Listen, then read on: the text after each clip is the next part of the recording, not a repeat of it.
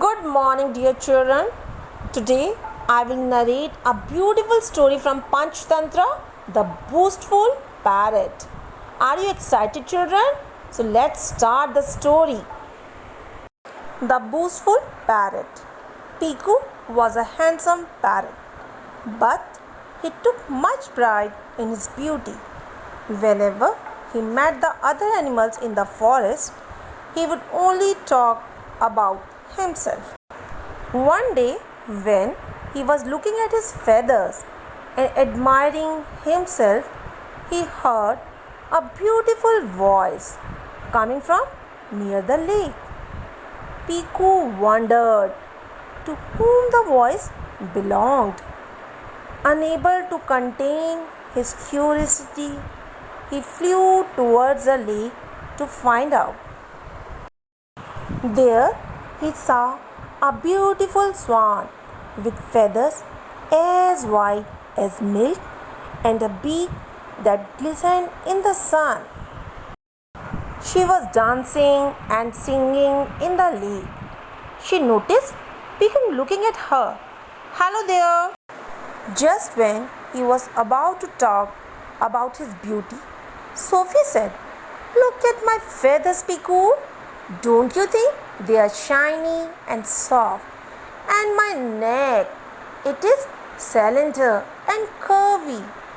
You may not have seen any creature as beautiful as I am." Piku was irritated. How much she talks about herself, he thought to himself. He listened to her talk more about herself and then finally said, "Sophie, I must go now.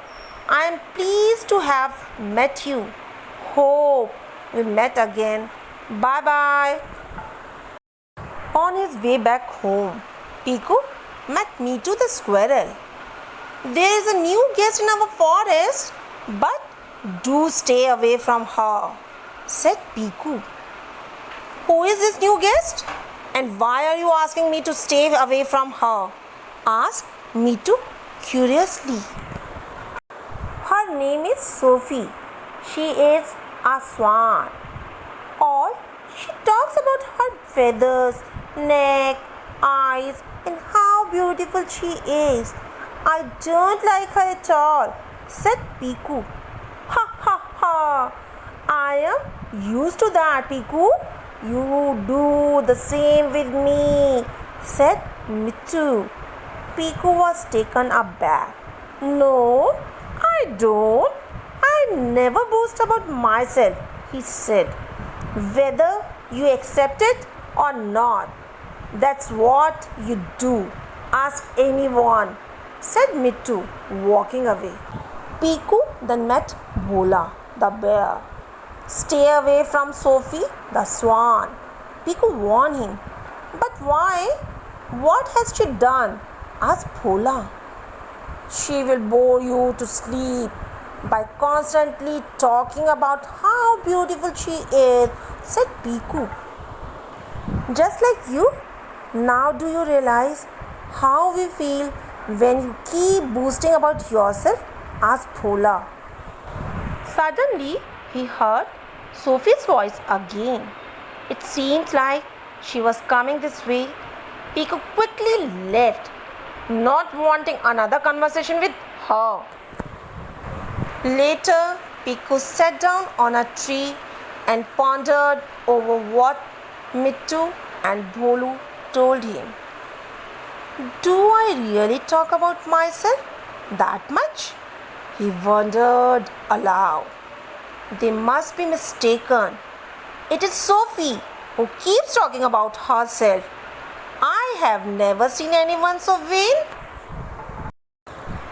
Kalu the elephant, who happened to walk by, heard Piku talking to himself. "Are you boasting about your good looks again?" Kalu asked Piku. "No, I was talking about Sophie, the swan.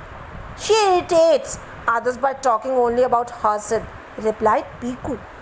"But that is what you do as well, and we get irritated with you.